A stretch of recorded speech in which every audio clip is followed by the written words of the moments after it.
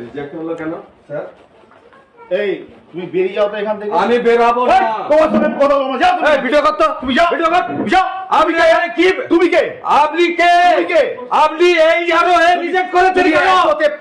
আপনি রিজেক্ট করেছেন কেন? এগুলো তুমি না, প্রথমত আমি যখন ফর্ম ফিল আপ করি, ফর্ম ফিল আপের সঙ্গে আমি একটা ট্র্যাক আইডি, যেটা ওদের মোবাইলে, প্রত্যেকটা আবেদনকারীর মোবাইলে দেখবেন এরকম একটা ট্র্যাক আইডি চলে যায়।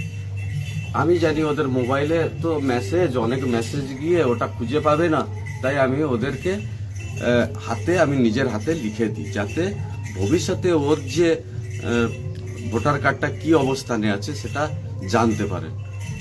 এবার আমি বলেছি 15-20 দিন বাদে বা 25 দিন বাদে আমার কাছে আসলে আমি এই ট্র্যাক আইডি নিয়ে তোমাদের ভোটার কার্ড যেখানে আছে বা কি অবস্থায় আছে সেটা আমি বলে দিতে পারবো।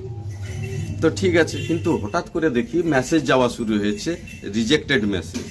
কিছু কিছু লোক আমাকে ফোন করেছেন। আমি বলি যারা ফোন করেছেন ওই মূলত ওই 5 তারিখে হিয়ারিংয়ে। এবার আমি কি করলাম, এটা হচ্ছে কোয়েল প্রামাণিকের ট্র্যাক আইডি। আমি আজকের গিয়ে আমি বলি, তুমি আমাকে ফোন করনি কেন রিজেক্ট হয়েছে বলে? দেখি আমি তোমার ট্র্যাক আইডিটা। এবার আমি এর ট্র্যাক আইডি নিয়ে আমি সার্চ করলাম।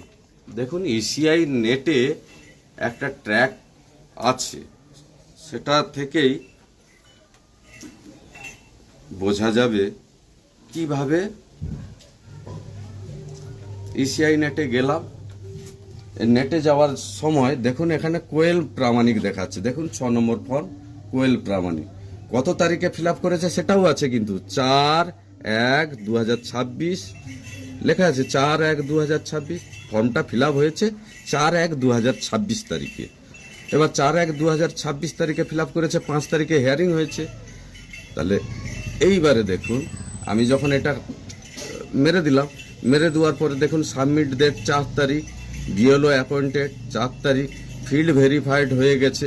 এখানে রিজেক্টেড বলে কি দেখাচ্ছে, অ্যাজ পার ইয়ার। এ দেখুন, পড়ে নিন, দেখে নিন।